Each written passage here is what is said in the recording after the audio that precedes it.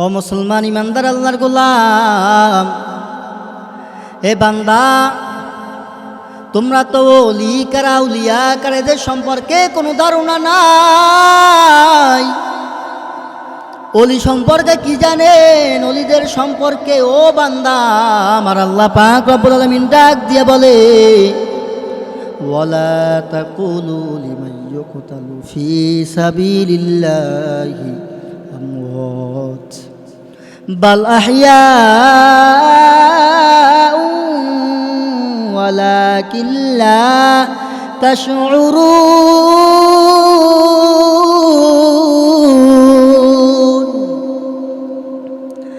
আমার আল্লাহ পাক রব্বুল আলামিন ডাক দিয়ে বলে, বান্দা, যারা আল্লাহর পথে নিহত হয় তাদেরকে মৃত বলো না, তারা জীবিত। এদের ব্যাপারে কিন্তু তোমাদের কোনো ধারণা নাই। ও বান্দা, যারা আল্লাহর পথে মরে যায়, যারা শহীদ হয়, তাদেরকে তোমরা কোনোদিন মৃত বলিও না। কথা আমার না, কথা আমার রবের। আল্লাহ পাক রব্বুল আলামিন ডাক দিয়ে বলে, বান্দা, ওয়ালা তাকুলু লিমান ইউকতালু ফি সাবিলিল্লাহি আমওয়াত বাল আহইয়াউ ওয়ালাকিন লা তাশউরুন। যারা আমি আল্লাহ পাক রব্বুল আলামিনের পথে মৃত হয়, যারা শহীদ হয়, তাদেরকে তোমরা বান্দা কোনোদিন মৃত বলিও না।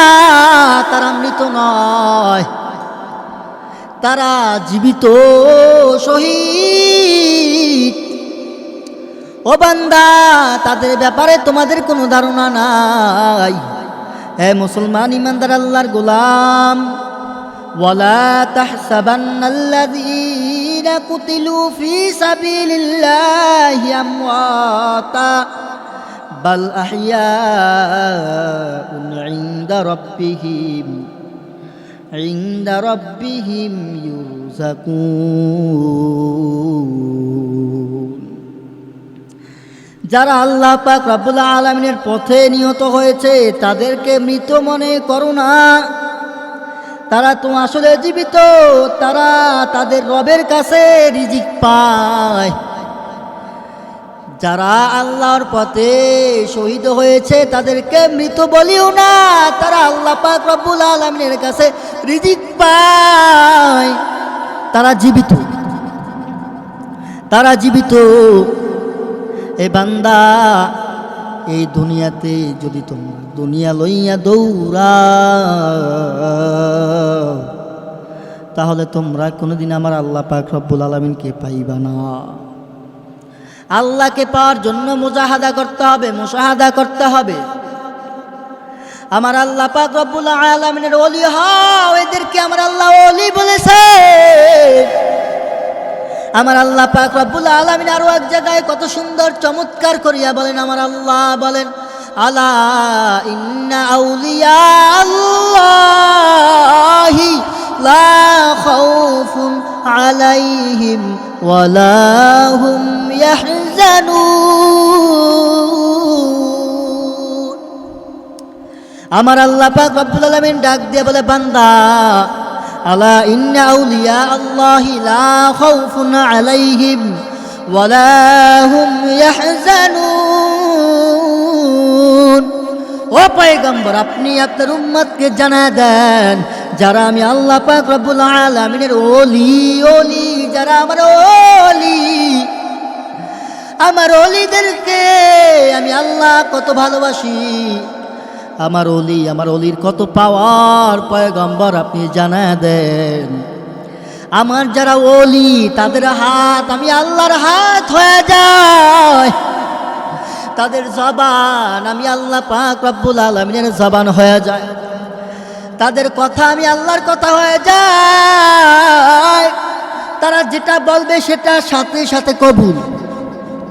এ বান্দা, আমার আল্লাহ বলে, ও পয়গম্বর আপনি জানায় দেন, যারা আমার ওলি, যারা আমার খাস ওলি, তাদের সঙ্গে যেন দুনিয়ার কেহ বেয়াদবি না করে।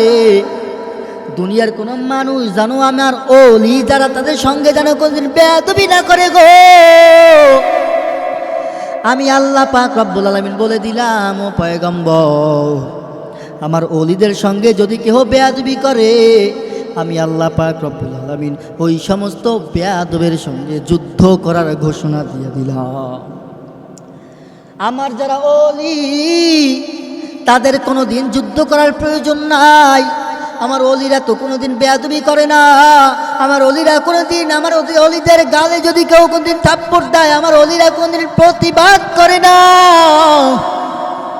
আমি আল্লাহ পাক রব্বুল আলামিন নিজে স্বয়ং প্রতিবাদ করি।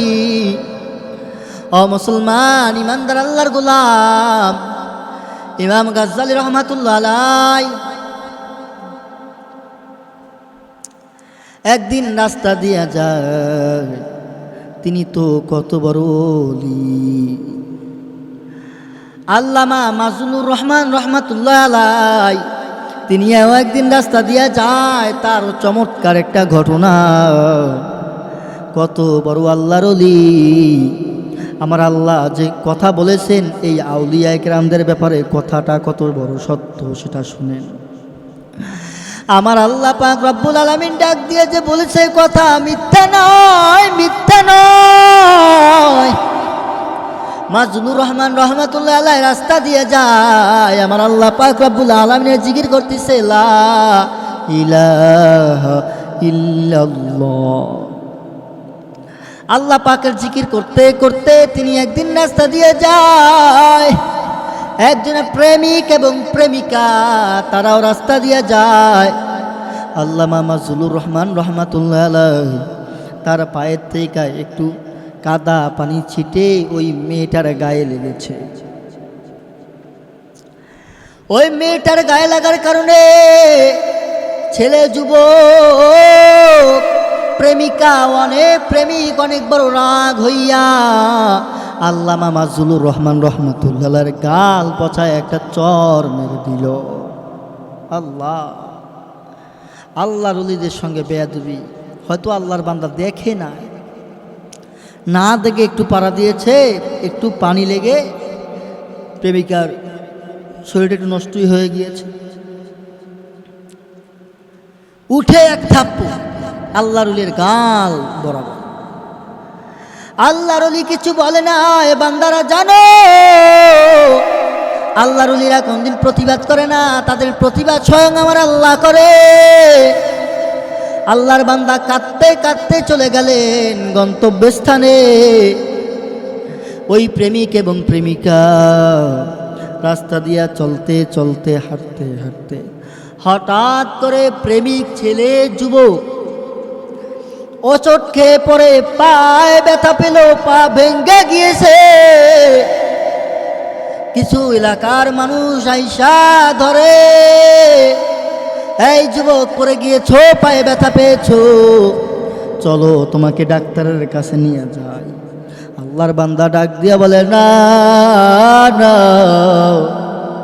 আমারে কোনো ডাক্তার এখন ভালো করতে পারবে না, আমারে কোনো ডাক্তার ভালো করতে পারবে না। এই পড়ে যাওয়া তো এমনিতেই পড়ে যাওয়া নয়। ওই যে দেখেন, আল্লাহর ওলির সঙ্গে আমি বেয়াদবি করেছি, হয়তো এর ফল আল্লাহ আমারে দেখাইছে। যাও যাও, আমাকে আল্লাহর ওলির কাছে নিয়ে যাও। আল্লাহর ওলির কাছে গিয়া পা ধরিয়া কান্না করে বলে, হুজুর আপনি আমারে মাফ করিয়া দেন। আল্লাহর ওলি ডাক দিয়া বলে, ওই বান্দা তুমি আমারে কেন চর মেরেছিলা? বলে, হুজুর আপনার পায়ের কাদা পানি ছিটিয়ে আমার প্রেমিকার গায়ে লাগার কারণে আমার মাথা নষ্ট হয়ে গেছিল। আল্লাহর বান্দা, আল্লাহর ওলি আল্লামা মাজনুর রহমান রহমাতুল্লাহ আলাইহি ডাক দিয়া বলে, ওরে যুবক, সামান্য দুনিয়ার ভালোবাসার কারণে তুই আমার মতো একজন মাজনুন আলেমের গালে চর মারলি। বান্দা, তুই একজন সামান্য প্রেমিক হয়েছ, দুনিয়ার নাপাক প্রেমিক, কিন্তু আমার আল্লাহর প্রেম ভালোবাসা হলো পাক পবিত্র। নাপাক প্রেমিকার গায়ে পানি লাগার কারণে যদি তুমি প্রেমিক মারতে পারো, পাগল হয়ে যেতে পারো, তাহলে বলো আমার আল্লাহ পাক রব্বুল আলামিনের প্রেম ভালোবাসা হলো পাক। আমার আল্লাহ কি তোমাকে একটা চর মারতে পারে? এ বান্দা, তুই যদি আমি মাসুর রহমানকে যদি একটা চর মারতে পারো, আমি মাসুর রহমানের কোনো প্রয়োজন নাই তোর গায়ে হাত তোলার। আমার আল্লাহ পাক রব্বুল আলামিন আমার পক্ষ থেকে তোমার হালকা একটা চর মেরে দিয়েছে। আমার পক্ষ থেকে আমার আল্লাহ তোমাকে হালকা একটা চর মেরে দিয়েছে, এতে তোমার এই অবস্থা। তোমার নাপাক ভালোবাসার কারণে তুমি আমাকে চর মেরেছো। তুমি জানো তখন আমি কি অবস্থায় ছিলাম? আমি তখন আল্লাহ পাক রব্বুল আলামিনের জিকিরে ছিলাম। আমি জিকির করতেছি আমার আল্লাহর নামে।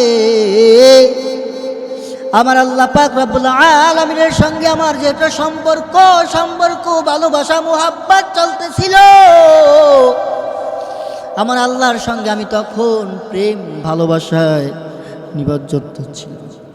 আমি আমার আল্লাহ পাক রব্বুল আলামিনের ভালোবাসায়, আমার আল্লাহ পাক রব্বুল আলামিনের প্রেমে আমি ডুব দিয়েছিলাম।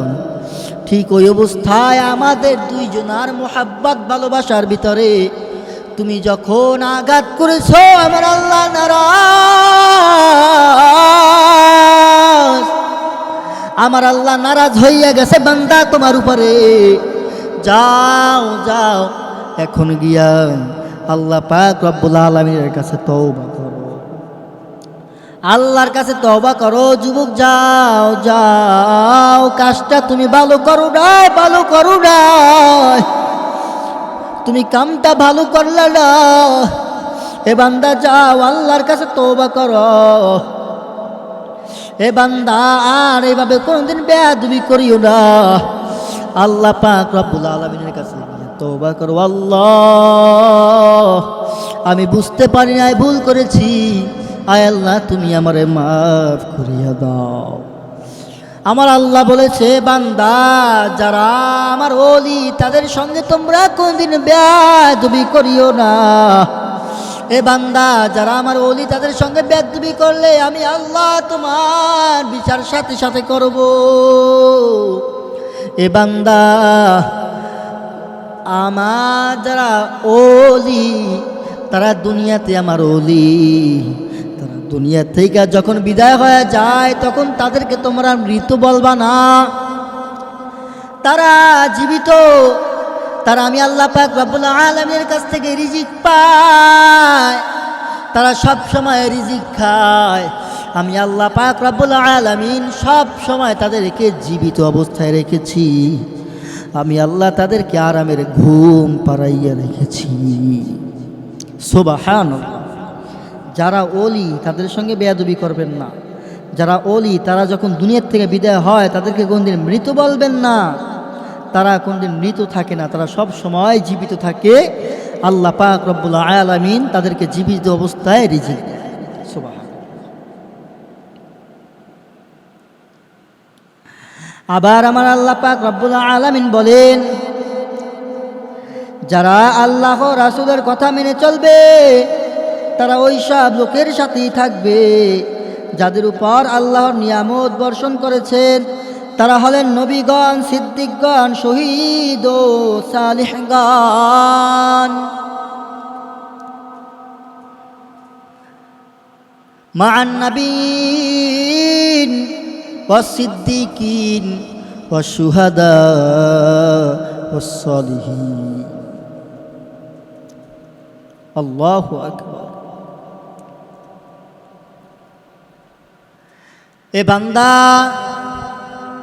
দুনিয়াতে যতদিন চলবা, যদি তুমি আল্লাহর ওলি হইতে নাও পারো, আল্লাহর ওলিদের সঙ্গে সম্পর্ক ভালো রাখো। এ বান্দা, পারলে তুমি আলেম হও, পারলে আলেম হও, না পারলে আলেমের ছাত্র হও।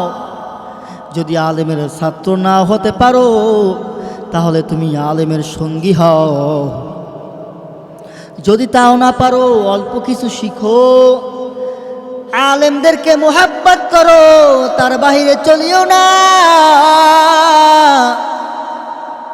তার বাহিরে চললে তুমি শয়তান হইয়া কবরে যাইবা, শয়তান হইয়া মরিও না।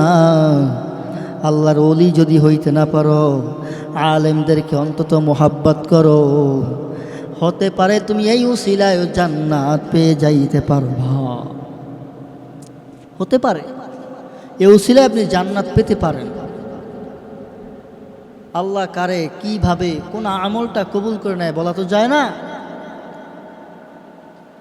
ভালো আমল করেন মিয়া, যতক্ষণ চলবে না আমলগুলো ভালো করেন না। একদিন বড় বড় আমলের তো কোনো প্রয়োজন নাই, ছোট আমলই করেন, তবে কাজটা ভালো করে করেন। যে কোনো একটা আমল আল্লাহর কাছে পছন্দনীয় হয়ে যাবে। যদি একটা আপনার কাজ, একটা আমল যদি আল্লাহর কাছে পছন্দ হয়ে যায়, আপনি ভাগ্যবান, আপনি ভাগ্যবান। হে মুসলমান ইমানদার আল্লাহর গোলাম, ভালো করে শুনো। এত পরিমাণে আমল করলা, কিন্তু তুমি কাজটা একটা ভালো করলা না, তুমি জাহান্নামী হয়ে যাইতে পারো।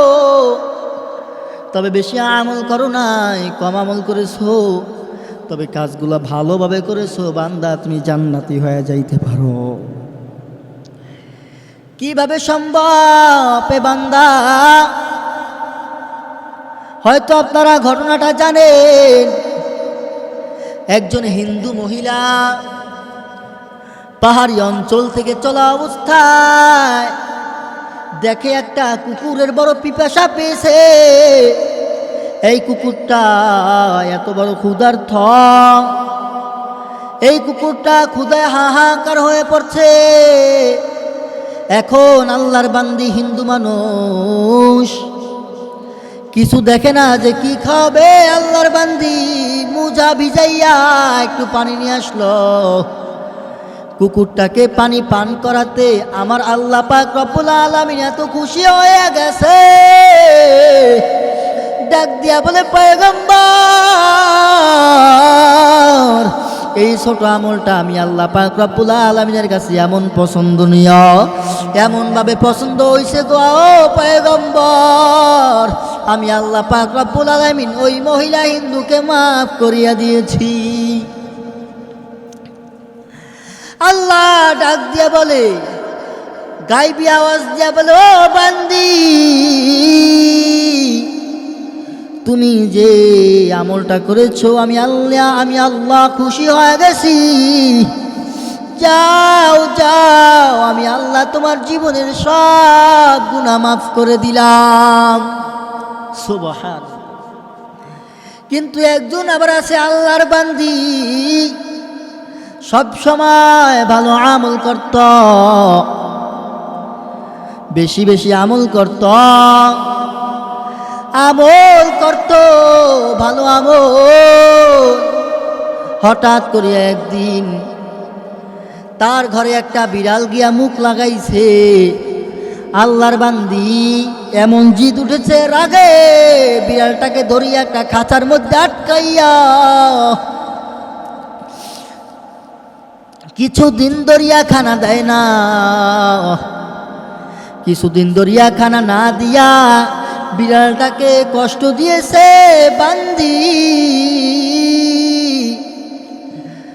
বিড়ালটাকে এমন অবস্থা করেছে, খানা দেয় না, বিড়ালটাকে ছেড়েও দেয় না যে বিড়ালটা বের হইয়া অন্য একখানে যাইয়া তিনি খানা খাইব, তার পেটের ক্ষুধা নিবারণ করব।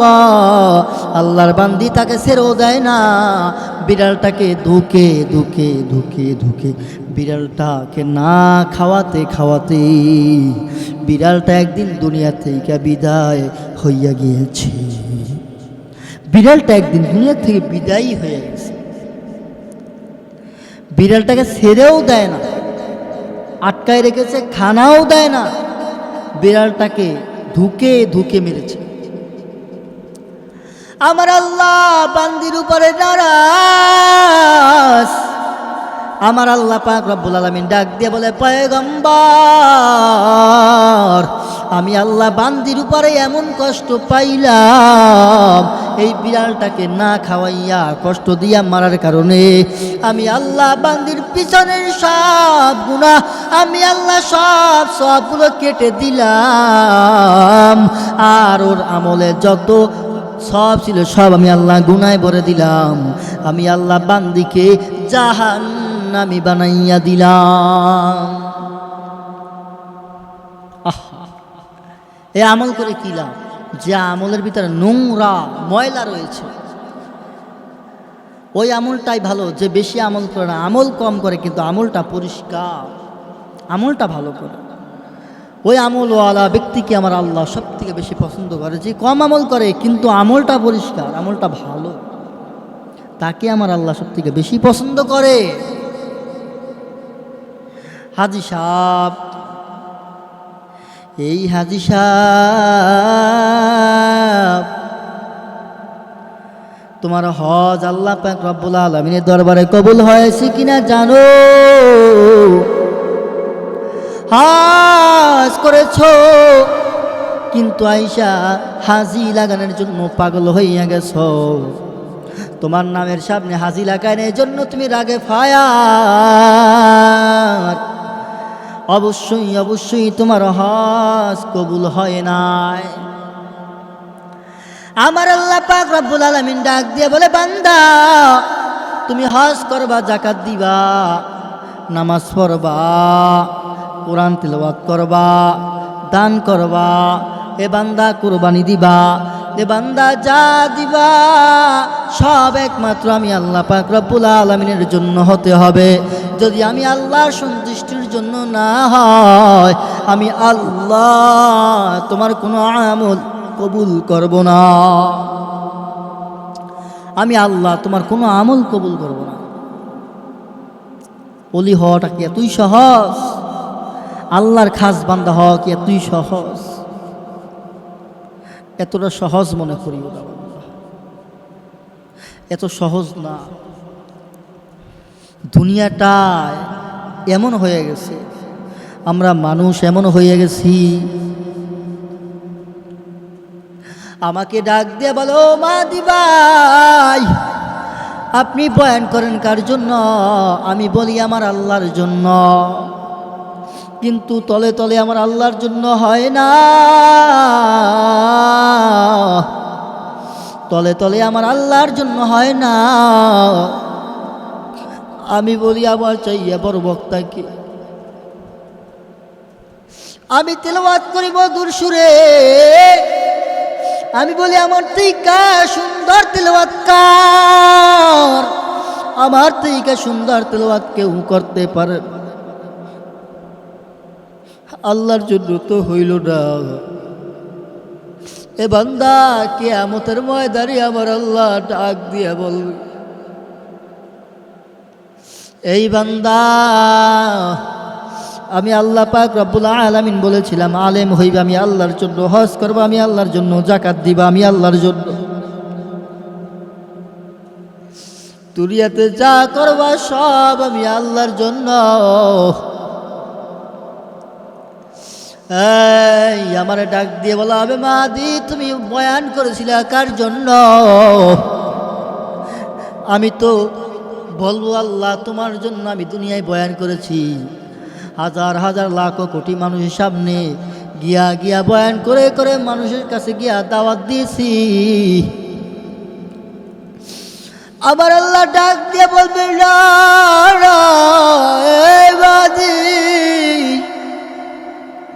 তুমি যে বয়ান করেছো আমি আল্লাহর জন্য করো না।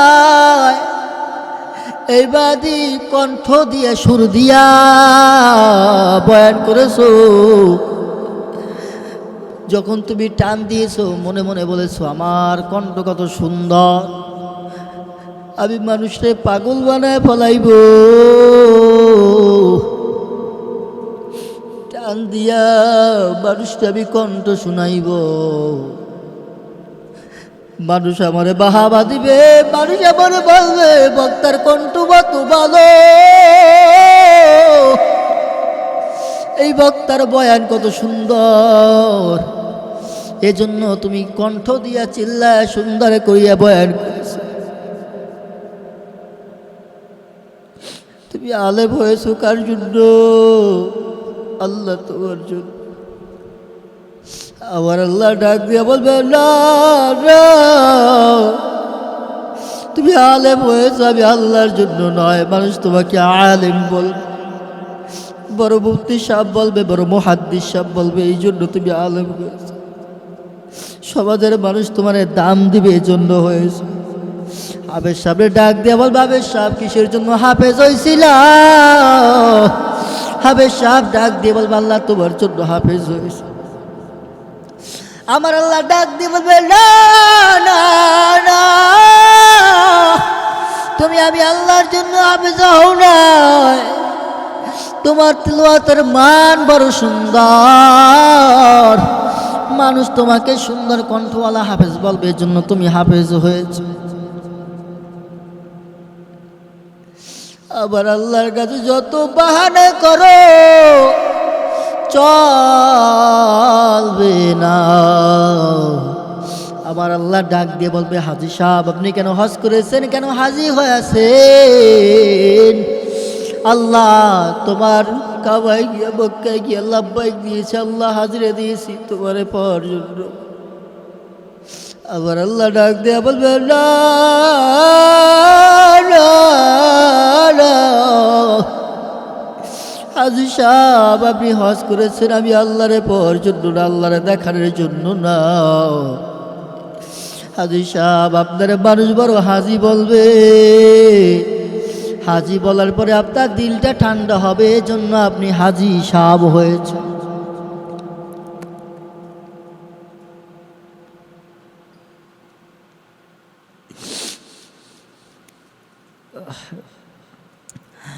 হাজী সাহেব যান জাহান্নামে চলে যান, ওই বক্তা যান জাহান্নামে চলে যান। ইমাম সাহেব আপনি কেন ইমামতি করেছেন? ইমাম সাহেব বলবে আল্লাহ দুনিয়ার দিকে না তাকাইয়া, দুনিয়ার চিন্তা বাদ দিয়ে আল্লাহ তোমার পাওয়ার জন্য তোমার কুদরতি কদমে সিজদা দিয়েছি। আয় আল্লাহ আমি মসজিদে ইমামতি করেছি। আমার আল্লাহ বলবে না না, তুমি যদি আমি আল্লাহর জন্য ইমামতি করতা, তুমি মসজিদে গিয়া হক কথা বলতা, কিন্তু তুমি হক কথা বলো না, মসজিদের চাকরি চলে যাবে জন্য হক কথা বলো না। এ বান্দা তুমি মসজিদের মধ্যে নামাজ পড়াইছ, এই বান্দা তুমি যত বড় ইমাম সাহেব হয়েছ, কিন্তু আমি আল্লাহর জন্য হয় না। যাও যাও তুমি জাহান্নামে চলে যাও, তুমি জাহান্নামী। এই মুয়াজ্জিন সাহেব আপনি কেন মুয়াজ্জিনি করেছেন? আল্লাহ তোমাকে পাওয়ার জন্য আমি তোমার আজান দিয়েছি, বান্দাদেরকে নামাজের জন্য মসজিদে ডেকেছি। আল্লাহ ডাক দিয়ে বলবে না না, তোমার আজান কবুল হয় নাই, তোমার আজানে যখন তুমি টান দিয়েছিলা, কিন্তু আমি আল্লাহ দেখেছি তুমি টান দিয়েছো আর ভেবেছ আমার আজান কত সুন্দর, মানুষ আমাকে সুন্দর মুয়াজ্জিন সাহেব বলবে। না না না, হয় নাই। তুমিও দুনিয়ার ধান্দাবাজ, যাও যাও ইমামের সঙ্গে জাহান্নামে চলে যাও। আমি আল্লাহ বলেছিলাম যা করবো আমি আল্লাহর জন্য করো, কিন্তু কেউ আমি আল্লাহর জন্য করো না, সবাই জাহান্নামী। এ বান্দা এইভাবে আমার আল্লাহ সবারে ধরে ধরে ধরে ধরে জাহান্নামে ফালাইবে। নিজে মনে করিও না যে বড় অলি হয়ে গেছ, তাহাজ্জুদ পড়িয়া মনে করিও না তুমি বড় অলি হয়ে গেছ, হজ করিয়া বলে মনে করিও না তুমি বড় হাজী সাহেব হয়ে গেছ। আমার আল্লাহর কাছে কবুল হওয়ার জন্য বড় মুজাহাদা করতে হবে, মুশাহাদা করতে হবে। আলেমদের সঙ্গে ভালো আলেমদের সঙ্গে সম্পর্ক লাগাও। আল্লাহ পাক রব্বুল আলামিনের কাছে গুনার দিকে তাকাইয়া ভাই ওগো স্বামী কান্দিও না। শোনো না, গায়েব থেকে আওয়াজ হয়, গায়েবী ভেবে আওয়াজ পাও, তোমাকে আর মাফ করা হবে না, তোমার নামটা জাহান্নামের খাতায় লেখা হয়ে গেছে। আল্লাহর বান্দা কারো কথা শুনে না, আল্লাহর বান্দা আবারও কান্না করা শুরু করলো। হঠাৎ করে এক পর্যায়ে গায়েবী থেকে আওয়াজ হয়, ও বান্দার কান্দিও না, বান্দা তোমার নামটা জাহান্নামের খাতায় লেখা ছিল। আমি আল্লাহ তোমার কান্না সহ্য করতে পারি না, তোমার নামটা জাহান্নামের খাতার থেকে বাদ দিয়া আমি আল্লাহ তোমার নামটা জান্নাতীদের খাতায় উঠায়া দিলাম। বান্দা তুমি তারপরও কান্না থামাও, বান্দা তুমি আর কান্দিও না। কান্না করতে হবে আল্লাহর কাছে, বেশি বেশি কাঁদতে হবে।